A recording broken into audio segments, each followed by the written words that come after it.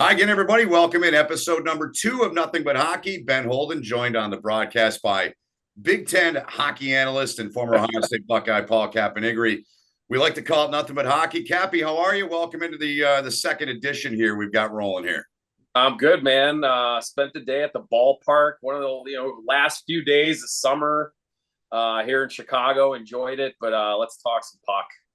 Well, I'm going to talk a little more baseball because your White Sox are coming to play my Tigers for a huge series for a couple of different reasons. The Tigers are the hottest team in baseball since August 11th. The White Sox trying to avoid the all-time mark for futility in the final regular season series starting in Detroit on Friday. Yeah, whatever. I'm over it. I want them to get the record because I'm not very happy with how things are ran there in terms of the ownership and all that, blah, blah, blah. But good for the Tigers. They earned it. They got hot at the right time and go sweep my Sox. We'll live and breathe another season.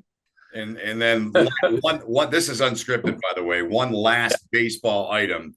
I just finished watching before we came in to tape this 6:30, 5:30 Central Time. We started on Thursday and watched the final game in the history of the Oakland A's at the Oakland Coliseum. And it made me think back to last year watching. We're on the hockey train now. It made me think back to watching last year when the Coyotes played their last game. It's just kind of the way sports are going these days, it seems like. Yeah, well, I mean, they did it in a college hockey rink.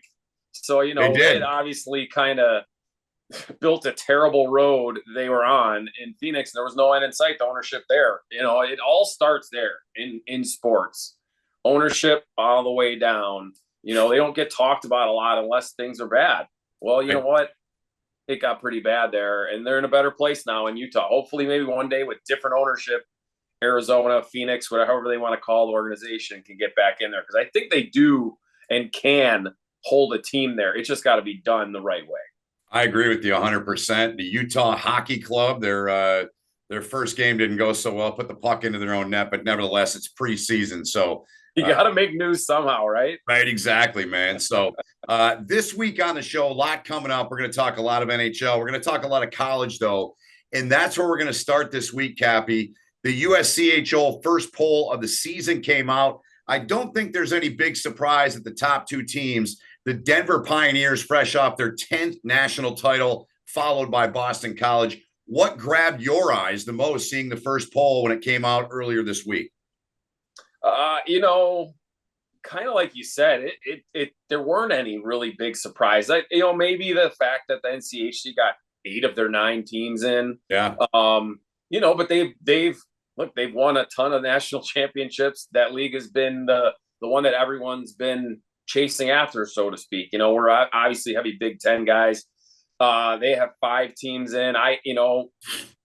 The top 4. I think there's a gap right now, maybe in the top 4 to the bottom 3 in the Big Ten. We'll get to that, but we will. Nothing super. I think the big concern I've talked about a little bit is how the top 3 conferences make up almost about 75-80% of the 20 teams. You only have 2 ECAC, and then WCHA or CCHA has 1 or 2. And if you count St. Thomas, and they have 2, so there's 4. So you have 4 of 20 outside of the top 3. That's just a little concerning, I guess. And obviously, this is all people putting votes out. I put a vote out, right? I haven't seen any team. I look at rosters, and that's all you can go on right now. You have no idea how it's going to shake. It generally does play out pretty close. There's always some teams that make a jump. That's what makes it great. I mean, if it would be pretty friggin' boring if all we did was sit here and watch the same teams every year. It's getting that way. It's a little worrisome for me. But it's something we can concern about right now. I'm excited for the season to see how it shakes out with those top 20. Yeah, I am too, and I've got my other computer over here. That's what I'm looking over at, and we'll go through the top 5 and kind of give a little bit of thought and some opinion on those teams. Denver at 1, BC at 2, BU at number 3, Michigan State at 4, and North Dakota in at number 5. And I think I'll start here. I think Michigan State really is the best team in the Big Ten, but I say that, and they lost so much. And then you look out west to Minnesota, and Minnesota brings in a guy in Wood. I think they've got a guy that can win the Hobie this year in Jimmy Snuggerud. I think the question for Minnesota is going to be, who's going to be the guy in net? What's your take on where Michigan State's ranked? Yeah, I mean, well, Michigan State lost a lot. They're bringing in some good players. And then they have, you talk about the net.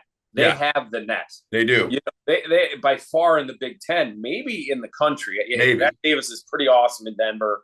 Yeah. There's other great goaltenders in the league. But what Trey Augustine's done, also throwing a world championships and where he got to play in some hostile environments, I just think he's maybe the top goalie in the country, which just gives them that little edge, especially in the Big Ten. And we'll see, obviously, how it shakes out nationally and everything. They've got a huge series with BC the second week of the season, you know, that October 11th and 12th at Munn. They went out there, got swept last year. Yeah. So you got to think they're going to be trying to exact some revenge. I like the makeup of their team. More importantly, I just love Coach Nightingale's culture and what he's built there. BC's going to come in. They've got a ton of their guys back. They lost a ton, but they got Hagens, who's literally going to slot right into where Smitty was in that top line. Their decor is mostly back. Their goaltender is back. So, you know, him and Augustine were the two guys for U.S. in the World Juniors. And so they're, you know, competing. I'm sure they have a little compete between the two of them. So that's going to be awesome to watch. So great early season matchup. But Big Ten wise, I like Minnesota's team. I like what they brought in terms of their young guys. And then the goaltending, I love how they picked up Liam Soulier as, if you want to call it an insurance policy or whatever, for Nathan Airy, you can. I think Airy's going to be a guy, though. I like his game. I like his size. Coming into his first year, I think he's going to get the crack, right? But you do have a guy with 4 years of experience, started probably around 100 hockey games at Penn State, and Liam Soulier to be, like I said, I think an insurance policy, and maybe a guy just to push Airy early in the season. Yeah, I'm right there with you in terms of that. I think you look at the teams that Bob Motzko's had in his tenure at Minnesota, and he's had some damn good teams. This team might be the best team going into the season he's had. And again, everything looks great on paper. Yeah, numbers look great, but guys got to gel, guys got to play together, and you got to figure, you know, you've been out of the college game for 20 years. Sorry to date you, but it's different now where it seems like these players, they're together year round. Am I right? They get that chemistry off and on the ice. And I think that's a big help to teams like that with so many new players coming in now in the portal age of college sports.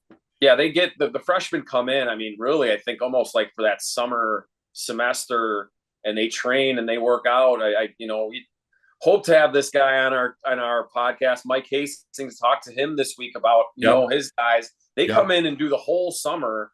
And it's not just the freshmen, but the transfers. So by the time the season in September is going, they don't feel new anymore. Like they've spent 2-3 months there, and it's not like, oh, I'm coming here getting acclimated with everything.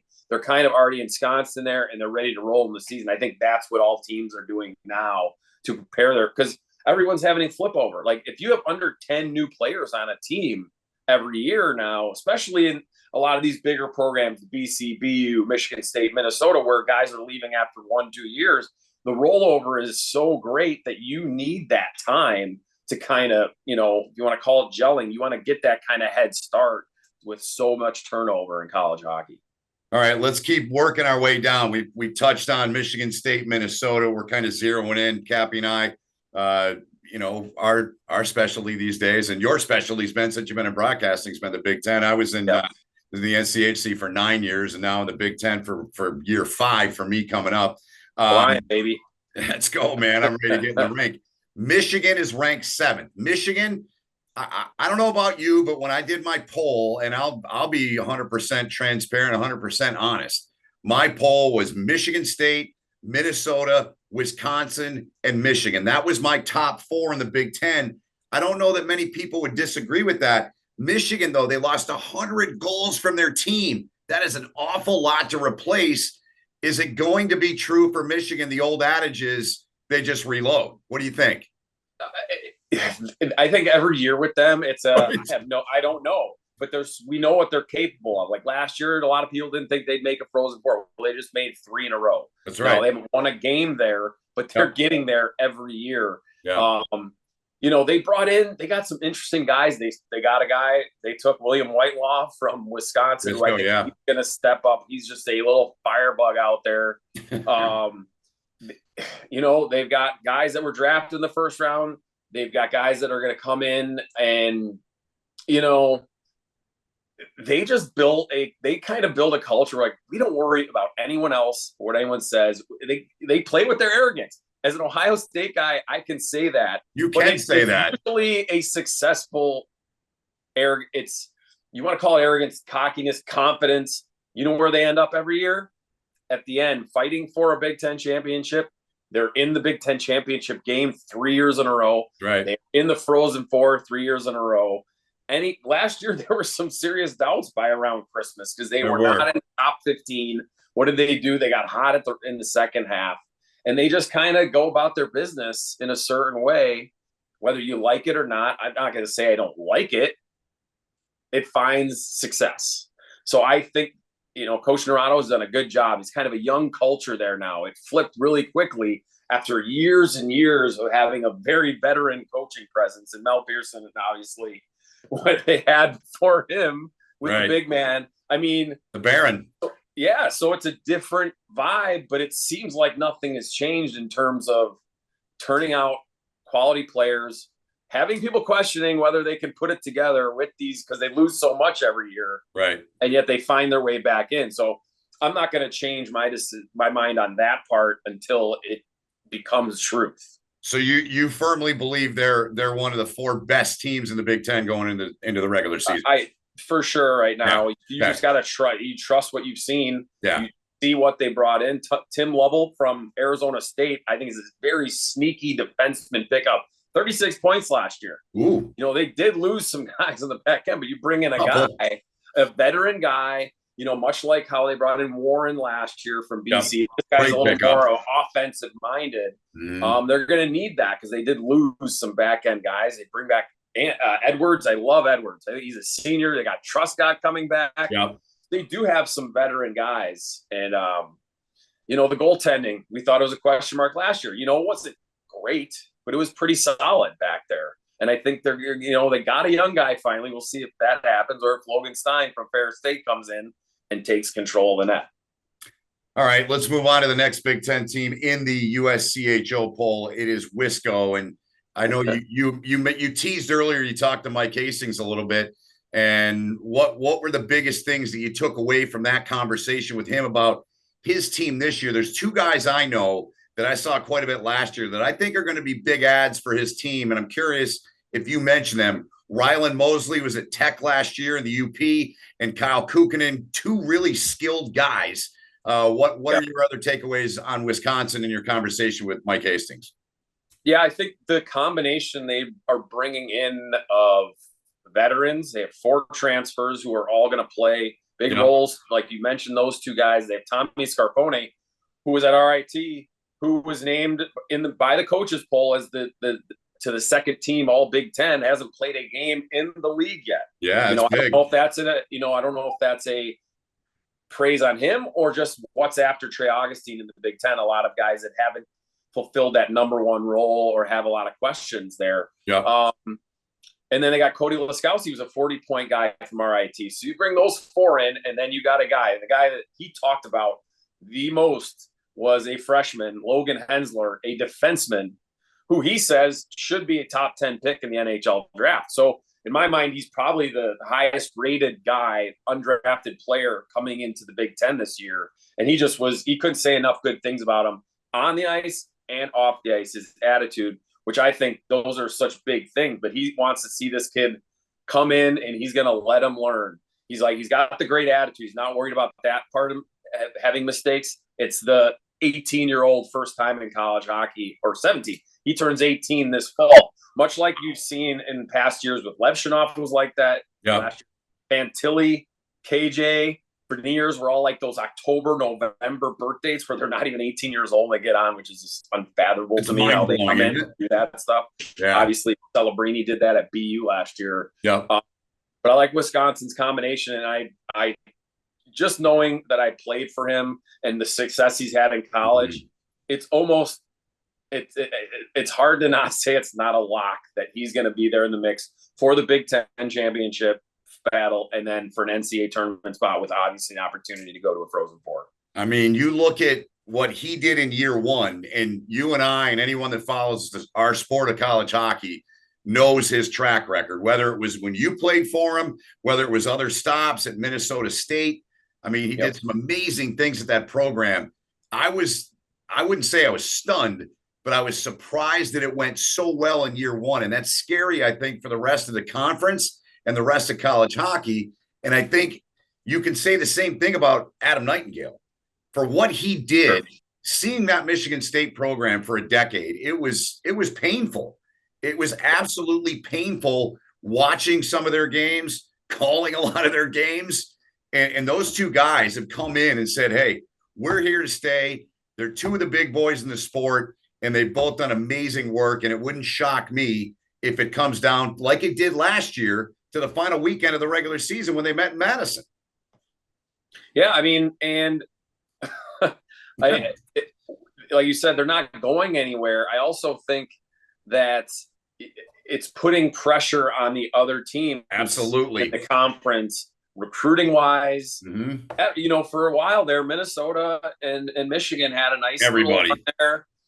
My alma mater, Ohio State, was picking up some nice recruits and McWard and Lorai, guys that are playing. And Lorai is going to be an NHL top 4 defenseman now. Yep. Maybe an all-star eventually. He's got that. But, you know, they're able to get some of those recruits. So it's going to have to raise the bar around the rest of the league with Penn State.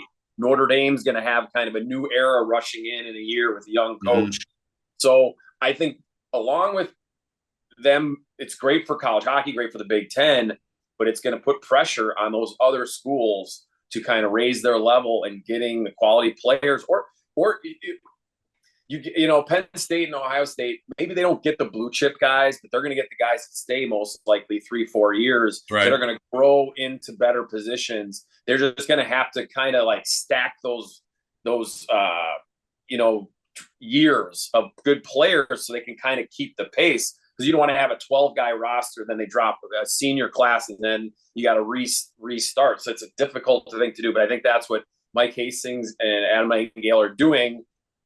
Not so much on purpose, but they're just trying to build good programs, and it's a trickle-down effect on those other Big Ten teams. Yeah, you mentioned Notre Dame. They're the 5th team in the Big Ten that's ranked. They're ranked at 19. And, man, I mean, if there's a team that has a lot of question marks in the Big Ten, and it's not Notre Dame, I don't know who it is. I mean, you don't have Bischel anymore. He's in the American League in Providence now. You lost a lot, but – And it's Slaggert, the guy that's fighting for a roster spot in NHL in Chicago. And you know, he had a great senior year finally. You know, he had a couple struggle, but he had scored a lot of goals last year. And, not to interrupt, but Bavaro's gone. He's in Providence too. He was a great player on the back end, but you know, all I was going to say before you went there was, you know, this is Jeff's final year as Notre Dame's head coach, and Brock Sheehan's he's there. He was there last year. It's going to be an interesting dynamic to see how that plays out and how good Notre Dame can be this year with so many new faces, and especially in the net where Bischel was an absolute rock for them for the last 3 years. Yeah, it's a question mark. They're bringing in a young goalie from the U.S. program in Kempf who could be the guy. You just don't know, right? Trey Augustine, everyone was talking about him before last year, but you didn't know until you got him in there and you saw it. So, hey, if that happens, if he comes in, they did a very similar thing in terms of bringing in a transfer from Mercyhurst as an insurance policy for the young guy. Maybe they start with the veteran guy, who knows, or they throw him right in. You never know with the freshman. Goalie is just a crazy. I tell everyone, don't be a goalie. It's a cool thing to see if that evolves into changing them for the better. For me, it's like to an extent, and I hate saying this, they almost wasted how good Ryan Bischel was the last couple of years. I would agree with that. End up around a 500 team. Yeah. Man, because you put him in that, say, a Michigan net the last year. Absolutely. I mean, you're talking to maybe like a 5-7 lost team there. Right. So it'll be interesting to see. I like Danny Nelson. I like Paul Fisher. I like some of the guys they got coming back. Yep.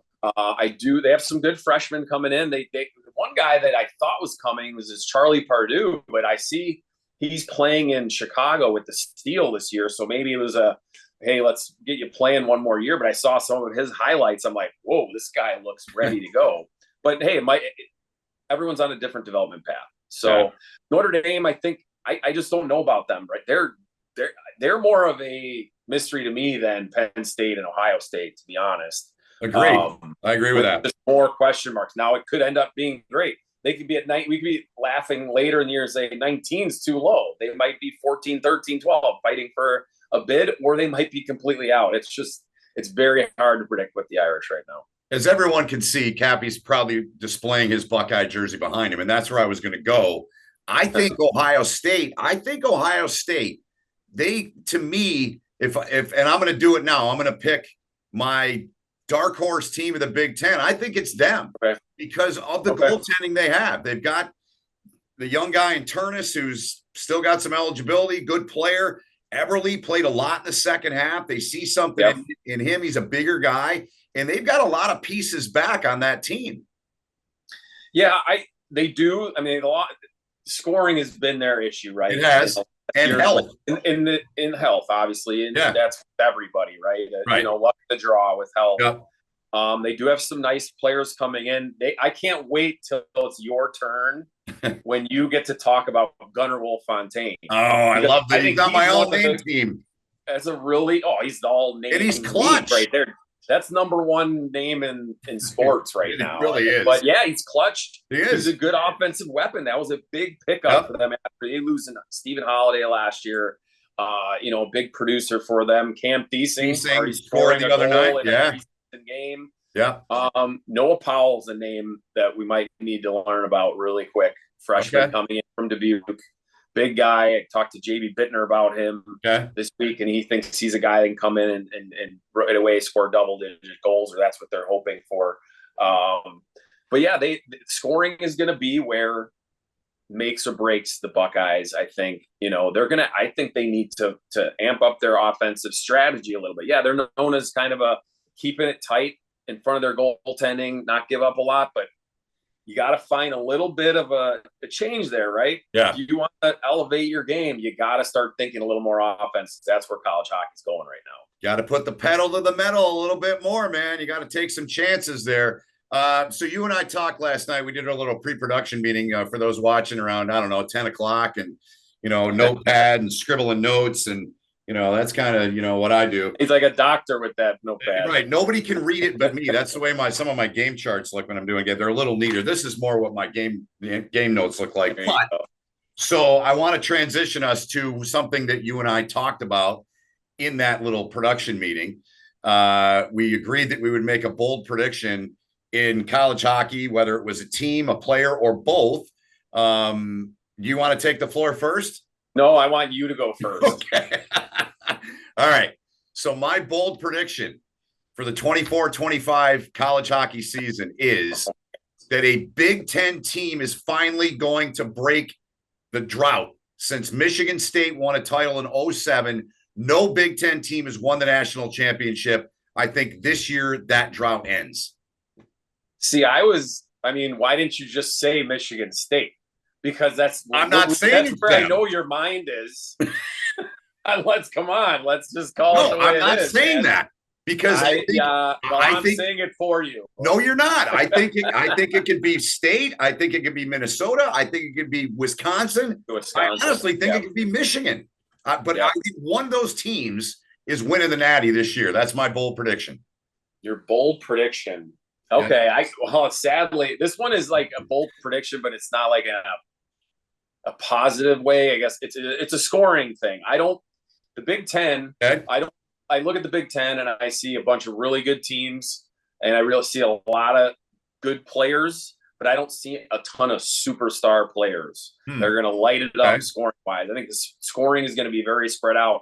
So call a bold prediction. I think it is a little bit. I don't see a Big Ten player being in the top 10 in national scoring. Wow. This year. I don't see any player from the Big Ten being in the top 10. I think you're going to see a lot of BC guys, a lot of BU guys, maybe some NCHC, sprinkled in there. I just don't see any 50-point scorers in the Big Ten this year. Maybe I'm wrong. Maybe a guy like Isaac Howard lights it up at Michigan State. I think, and it doesn't matter. It doesn't mean I think the teams aren't going to be good. Right. I just think they're going to be doing it more by their depths. Maybe even Jimmy Suggerud might score 30 goals, but he might only have like 15 assists. And that's just the way it is. Or if Wood steals some of his goal, you know what I mean? So yeah, I just don't see the Big Ten having anybody in the top 10 when it comes to points when it's all said and done. And that's not a negative. I just think that's what's going to happen. So that's you're gonna blow up my bold prediction for a player then, because my bold prediction there is and everyone's gonna call me a homer, but I think Snuggerud wins the Hobie this year. I mean, I hope I think that's why he came back. I think try to win one. Man, obviously. I tell you, hey, what if he scores 35 goals? I think it's something he's there. You could be justified with, and maybe he doesn't have the points though. Yeah, the goals can get you there. You know what I mean? Right. So that's a good. I like that prediction because I don't think it really does. Like I said, I think he could get that many goals, but maybe still not have the point production. All right. I will. What you got, man? Let's go. Well, you kind of messed me up because my bold predictions were. I had an NHL bold prediction to give. Well, give that, and then I'll give mine. Go ahead. I didn't have a player. That's okay. That was a bonus. Okay. Well, you just wanted to get to your Sparty. I get it. That's fine. I know. I'm busting your 4. It's what we're here for. I want people to be laughing at both of us, but in this instance, you, right? This is an NHL bold prediction. I think the New Jersey Devils are going to win their division. Really? Okay. So they got a goalie now. I like. They didn't have a goalie. They have a goalie now, and their roster. It's just going to change the roster to what it was 2 years ago. I think it just seeped in how they couldn't have a 900 save percentage, and that whole team is crazy. You bring in Markstrom, who's at very minimum a top 5 regular season goalie, to that roster. I think they swing it around, and they're fighting with the Rangers for the top spot and maybe the top spot in that conference. All right. My bold prediction in the NHL, we got 8 minutes to go on our clock, by the way. We're zipping along here, man. And we were worried about filling time. There's never a worry with you and I. The Detroit Red Wings will win a playoff series this year. What's that behind your left shoulder there? Red Wing jersey. Oh, okay. And the Stanley They're going to do what? What are they going to do? They're going to win a playoff series this year. Okay. So you're just not even you're bypassing the whole making the playoff thing. Well, yeah, because last year it came down to the last night, so they were there. They would have had to play the Rangers, and who knows? But I'm saying this year they're winning a playoff series. That's my okay. I got a question for you on that. Lay it on me. Who will be the starting goalie in playoff game 1 for them? The hottest guy. Oh, what is that? No, that's not how this works. Okay, No. You can go back one of the 4 NHL contracted goalies they have. Alex Lyon. Wow. Okay. I mean, he's got some playoff experience. This he could helped be bold. Carry the Panthers to get them going early in those playoffs 2 years ago. This could be bold, and it could also be kind of stupid. But yeah, with Alex Lyon, you're getting 3 bold predictions to my 1. It evens things out a little bit. That's fine. Hey, we roll with it. But all right, okay, that's a bold prediction. Yeah, you got two for 1 there. I gave you a surprise one, but Alex Lyon, okay. I like that. Watch. He's going to be in Grand Rapids. Somebody's going to be. At least one guy's going to be on an NHL contract in Grand Rapids, right? Yeah, they got a bunch, man. They got about 8. Or they're going to make a trade here coming down the next week or two. At least one is guy. You're not keeping. You can't. No. I mean, because they're going to have to put him on waivers, and you don't want to give him away for nothing. No. Which is make it tough to get what a fair trade. So Stevie Y gonna have to spin some yarn. The Iser plan is gonna come through this year. I'm telling you, man. Yeah, Iser plan. Hey, you know what? If we can't be homers, then what are we doing here? That's right.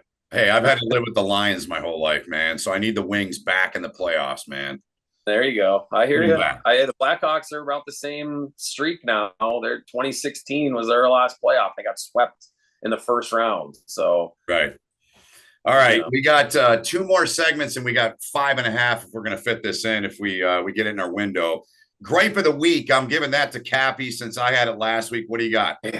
Yeah, you know what? And this might become a bit of a it might happen more than once. If you might have, maybe people don't know, but I didn't get along the best with referees when I played. I'm shocked. So I just, the rules, this and that. And the game is changing. A lot of things happen. Some of these hits and then the reviews, it drives me crazy. I get it. You want player safety. But I was talking to a coach in the Big Ten this week about, this wasn't a rule change year, but there's a very subtle one that's coming in that I just thought was like just a head scratcher. And that's, there's not going to be a warning in the face-off circle. Guys are going to be immediately bounced from faceoffs. Wow. This is what I was told. Now, I think this, I would assume this is true, and I just don't understand it really. And I remember I told you this off. Yeah. Like, what are they trying to speed up the game? And I'm like, dude, games are already 2:05, and they have window for 2:30. Like the Big Ten hockey games fly by. They're just over 2 hours. I had a game last year on air that was under 2 hours. Oh yeah, I've had those. Or 58. Yeah. So I just don't understand it really. Like I said, speed of the game. We used to have a problem with that. Games were long because of overtimes and all that, shootouts and all that stuff. 3 timeouts. There is nothing. If anything, our games are almost too short or too quick. Yeah. So I just don't understand that one. So it's just a head scratch. And so with the head scratch comes a gripe. And it goes back to referees. And it won't be the last time I gripe about not so much a referee, but a decision or a rule or whatnot. I've never put myself in that position. I've never been a referee because I don't want to put up with guys like me on the ice. But still, you're allowed to question things and ask why. And maybe, one day we'll get Steve Pietrowski on the pod one day. I think that would be a good get. Just to I think it's fair. You want to hear how everyone thinks on things, right? And for me, I'd love to know why this was done, this was taken out, this was put in, all those kind of things. I think it's interesting. I think fans would like to hear, because you hear when calls are made on the ice, you get on Twitter and a lot of people are like, what is this? Or why did this happen? You don't get a lot of explanation. So maybe it's someone we'll have to target. Steve Pietrowski on line 1. I guarantee you Pie would come on with us. Absolutely. We'll get him on the roster. We'll make that happen. We are going to definitely make that happen because, he did a lot of your games, right? Oh man, that's here we go. Story. We'll get in some good stories there. I mean, he was my freshman year. He refereed my first playoff series in Omaha, which was an absolute blast. 2 overtime games. Game 3 went to a double overtime. So it was just an unbelievable series at the old Civic Center, 8,000 crazy fans there. And he was there and I was a freshman and we got in some screaming matches. And I give him a lot of credit for, a lot of times letting me, because it was an emotional game. It was the series was just crazy. And it would be funny. We'd say hi and be friendly early, but then if something was heated later, we'd be screaming at each other. And so we have some legendary meetings on the ice, you'll say. Okay. Well, I'm gonna text him once we're done with this. I'm serious. I'm gonna text him. And we'll get him once the season gets going. I think that'll be good. Yeah, I'm thinking maybe after week 1 we get him on maybe that week, and he would definitely come on, man, and that would be some great theater to watch you two go back and forth. I think so. We've also just like if we get Mike Hastings on, my former coach, we've all grown up in the last 20 plus years to more maturity. Little bit. But yeah, but I think, and we'll both laugh about it. Well, it's funny now, and we see each other all the time, and and we'll have a meeting, I'm sure, soon to talk about the season if there's, and maybe have that rule that October 1, it's coming up. Well, there you go. I mean, you're the man. You already know what's going on, so. It should be fun. And yeah, it'll be good to have him on at some point to inform the fans what's going on. We'll make it happen. All right, Cappy, we're near the finish line here, and we've only done 2 of these, and I've loved doing them both. I'm looking forward to doing many more. We got a great guest coming up next week that we'll tease in a minute, but I really enjoy this part of the show and the 2 we've done. It's our 3 stars of the week, and as you and I have discussed offline, and we'll discuss a little bit here, no games are going, so it's a little bit different approach. However, I'm going to go way out to the Western Hockey League in the season opening game for the Brandon Wheat Kings.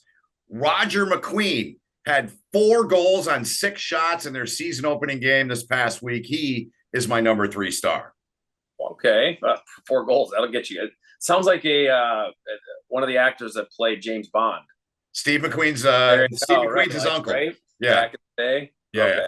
Yeah. That's your number 3 star? That's my 3. What do you got? Okay, so my theme of mine is a lot of, it's not so much people as it is like stories. Mm-hmm. And this story was a great one. I saw from the great one, Wayne Gretzky, a player that he had played with growing up, has ALS. His name is Mark Curtin.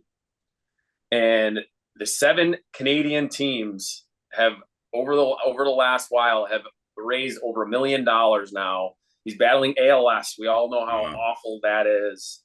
And I just read this story and I just thought, hey, Wayne Gretzky, how much as long as his name is involved, it just helps the awareness. And a lot of other players, I saw Brendan Shanahan in the picture. So a lot of people of the 7 Canadian NHL teams have raised over $1 million now to help fight ALS. And that's always a victory because I don't know about you, but that scares the living shit out of me more than almost anything else in life, to be honest. And anything we can do to raise more money, wherever it is, Canada, United States. So that's my 3rd star right now, is that fundraising by those NHL teams for the ALS research. That is tremendous. I mean, a couple of years ago, we lost Scott Maska, who was a captain at Michigan, to ALS. Yeah. It was awful. Just former Omaha Lancer too, played for Mike Hastings. Yeah, there you go. So, yeah, so that's a good one. I love that one. On to number 2, I am going to go. This is more of a tribute.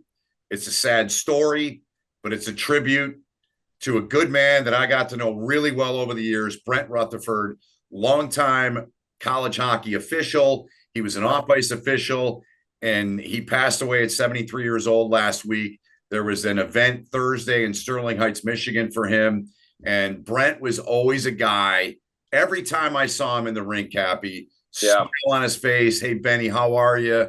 What can we do? Can we help? Just a tremendous, tremendous human being. And we're thinking of you, Brent. Love you, and we'll miss you, and may you rest in peace. That is my number 2 star of the week here on the show.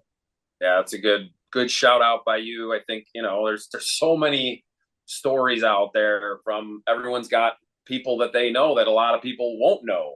Right. And bring those up and tell just a little bit about them is always just a solid thing. And you can almost see it in your face. It just brings it out of you. That's, that's a good thing. So, well, for my 2nd star, I'm going to go a little bit more in the league. I don't give the league a lot of credit for growing. Okay. I feel like the league's been pretty stagnant in terms of growing the game outside of its core. Yes, there's diehard hockey people everywhere, but then that's great. They're not going anywhere. I think you're trying to grow the game out, diversify the game, diversify the audience.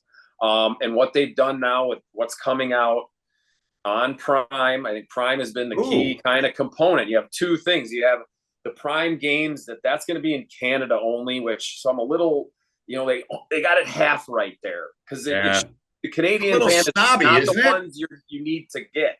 Yeah. But the series with the players, with the Matthew Tkachuk's, Connor McDavid, Quinn Hughes. I mean, David Pastrnak, to name 4 of the 11 players that they follow. They got some of the biggest names in hockey, which that is huge in my mind. Yeah. Because it's all about growing the personalities of the game. That's how you grow a sport. When people know about these players, they get more emotionally involved. And even if you just know them by face a little bit and then name, you find that one fan in Charlotte, North Carolina, or somewhere around. That's how you grow the sport. And I like the fact that the NHL has branched out and it creates revenue. The NHL making more money is a good thing for a business, and you're growing it that way. So my second star is the league for doing this project and almost getting that Amazon Monday night game thing right. Almost. But you still get us. That's why probably they didn't get my number one star for the week. I honestly thought you were going to go with the announcement today of the two countries, the way you started that, the two countries that were named to that got into the IIHF today, Kenya and Bahrain. But I was wrong. I had a busy day today. I was at the Sox game. I wasn't on my phone looking at the news feed, man. So maybe next week when you do that or whatnot. But I couldn't catch up on the newest of the news. So all right, that's a good one. I like that. I think that you and I are going to have the same number ones here. We'll see. I kind of hope so. I think you're number one, so you're because we haven't talked about this in the show, and this was something that in our late night chat last night in our production meeting that we discussed. Yep. I got to go with what John Tortorella did for Johnny Gaudreau's father, and just seeing him out there. And we talked about Torts last week. That was one of the clips we put out. We'll have all kinds of stuff on Twitter and Instagram, and John Tortorella gets such a bad rap, and it's like, I'm going to go off the board a little bit here because I think there's too many people that are soft about him. And hockey coaches are not supposed to be your best friend. They're supposed to be able to get on your ass, and they're supposed to coach you. I mean, you played for you played for Markle, right? He was a pretty tough dude, right?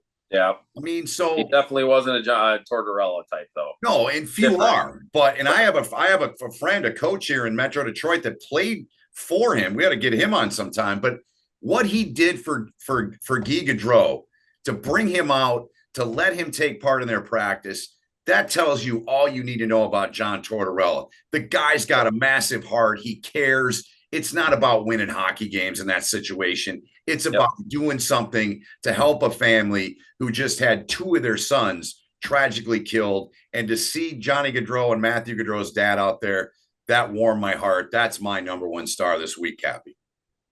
Yeah, you hit it on the head. No doubt that was going to be my number one star. The Flyers organization, John Tortorella.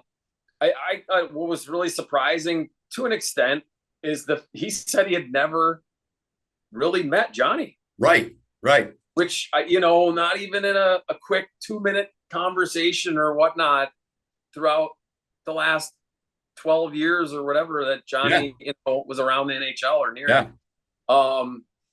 So I just think he just gets it especially when it comes to life stuff, not hockey stuff.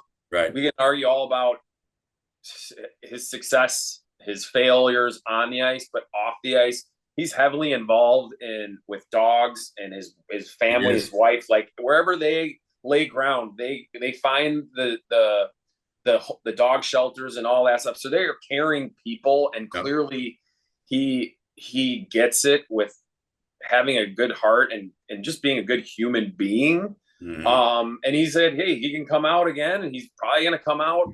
And it felt good to see it. Yeah. I think everybody needed that now. It's just something that make you feel good when you hear about them, because everything else has been just really sad, because there's nothing you could feel good about that story, because it was just so sad. And seeing his dad out there and they were shooting the shit. And he said at one point that he gave him a little hard time. He's like, why are you rushing him out there? You got 2 lines. And I just thought that was great, because then he clearly just came out there and was being himself. And, whether he probably had a great time, and he got to probably forget a little bit. He got to smile a little bit and just feel in his element. He's a hockey coach his whole life, so he knows what he's doing out there. And it made me smile. So I'm imagining it made everyone else smile. And that's in such a terrible time with that family, to have a smile about it and to have a good feeling, even as, Johnny's wife, tweeted about it, showing it that, his boys are probably looking down and, looking by an old man out there doing this and that, and so tip of the cap to the Flyers and John Tortorella. good stuff. So yes, I mean, we don't tell each other, but We I think don't. it was pretty obvious. Yeah. This should have been the number one thing, and it gives us a little more time to talk about the players and obviously all the teams. I want to give a little stick tap to the teams for all honoring them at their first preseason games. They'll probably, I would assume, maybe do it again when the regular season comes about. And I hope maybe that the league considers, maybe you got to write into them about getting their, their numbers or whatnot on, whether it's on the boards or on the jerseys. Yeah. That wouldn't be a bad thing, or the helmets for the season. But great stuff in a, horrible situation.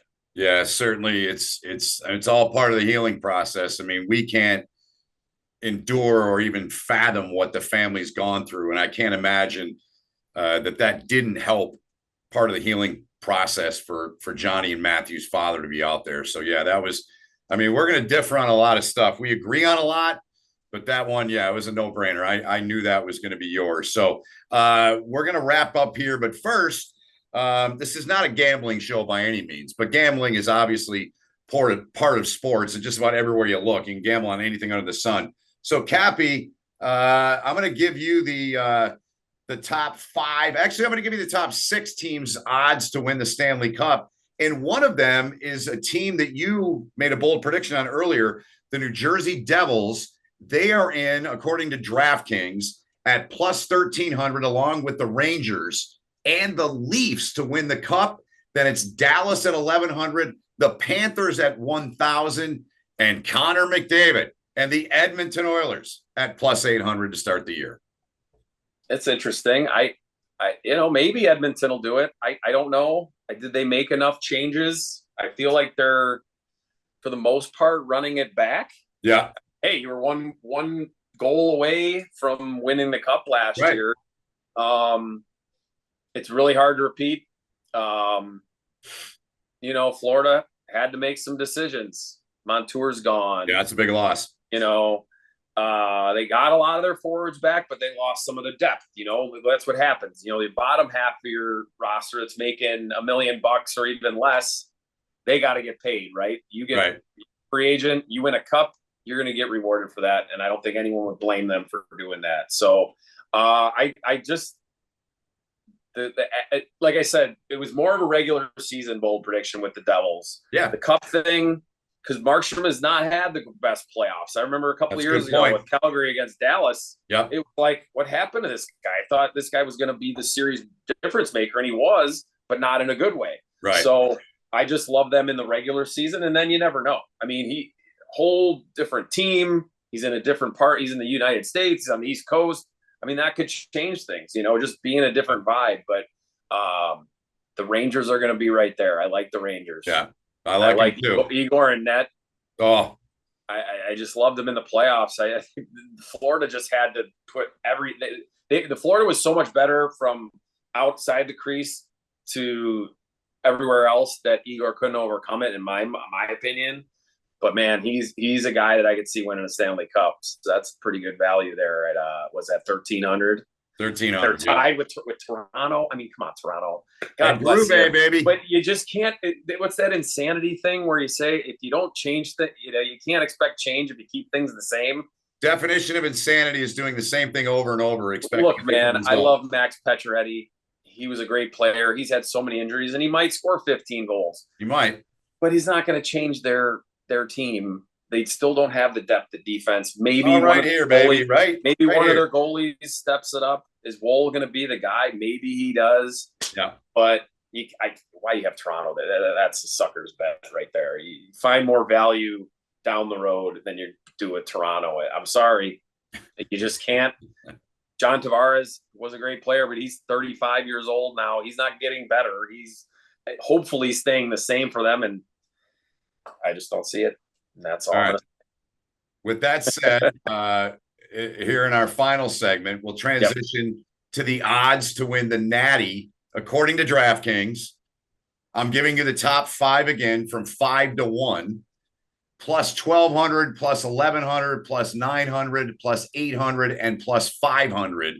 I did not look at this before I made my bold prediction that a Big Ten team will win the national championship this year, because 3 of those teams are in the top 5. Michigan State at 5, Michigan at 4, Denver at 3, Minnesota at 2, and Boston College at number 1 at plus 500. Oh, so Boston College is number 1. Michigan State 5. Correct. Okay. Yep. Okay. And Wisconsin's not far back. North Dakota, they're 1,300. Yeah. Right after BU, and Wisconsin is at 1,500. Those are the opening odds to win the Natty this year in college puck. Yeah, I mean, those are good. I mean, those are the best teams, right? I think on paper right now. Yep. You know, and like we talked about earlier in the show, there's a big separation. You know, I do like teams like there's some value maybe down there at Providence, at Maine, plus 2,200. Yeah, I mean, there's teams near the top 10, maybe that North Dakota's a good. I mean, those were teams that are not in the top 5 there that are hey, it's going to be interesting. Yeah. College hockey, all you got to just get in the dance, right? Because it's only 6.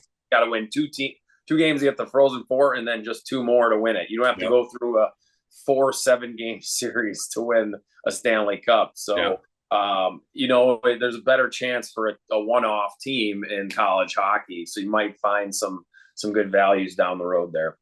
All right. So setting that up, now our guest next week is confirmed. The one and only Schloss, Brad Schlossman of the Grand Forks Herald, known him forever. Nobody better at doing what he does in the world of college hockey. And maybe if he releases, I'm not sure when he releases, he does every year, he does a prediction. And like a couple years ago, his preseason pick, Cappy, was Quinnipiac. I mean, he's nailed some picks, man. So we are stoked to have Schloss come on with us next week and talk tons of college hockey. Or we're going to get into the whole thing with the CHL. He's very connected with that and a whole lot more with Brad Schlossman, our guest next week on Nothing But Hockey. Yeah, it'll be fun. He's like your Woj from ESPN with basketball. When it comes to college hockey, he knows the most probably of any insider. I want to call him that. And then he obviously has a great following up there in Grand Forks, North Dakota. He'll know the NCHC back and forward, like, you know, much like we'll know the Big Ten. Yep. And then we can also give our perspectives on the East. So it's going to be exciting to have him on, and it's happening right as the first games are going to be coming that next day or that weekend. So it's setting up for that first weekend of college hockey. So looking forward to having him on the show next week. Yeah, it'll be fun to talk with Brad Schlossman. Grand Forks Herald, great writer, been doing it for a long time, and we'll have him on the pod next Thursday. This episode, YouTube, no holding back. I've got a page created specifically, Cappy, for this show, Nothing But Hockey. So it's on my YouTube page, Twitter, Instagram, Facebook, LinkedIn. We're everywhere. Did I miss anywhere? I don't know, ESPN or something like that, Fox Sports, all those, you know, they're not picking us up yet. We'll see. We're 2 in, and the reviews, from what I've heard, have been good. So we appreciate those that have checked us out, and we're going to continue putting out some great content and all that. Closing thought from you, or are we good? I think we're good. I'm excited. You know, like, I love hearing the news and all the predictions and stuff, but after a while you just want to see action so then you can see what these predictions are. So next week at this time, we're literally a day from regular season college hockey games and 4 to 5 days from NHL. So let's get going. October 8th, the NHL season gets going. They play games on the 4th over in the Czech Republic. And then, as Cappy said, next North American NHL games. Yes. Technically, yes. No, I'm just saying that's no, I know. Feeling the vibes of the regular season. Yeah. So. No, I got you. And then next Friday we get the college puck going, get in the barns and get playing and get after it. All right, Cappy, this has been fun as always. For Cappy, Ben Holden saying thanks for watching our second episode of Nothing But Hockey. We'll see you next time. Brad Schlossman will join us next week on episode 3. We'll see you then.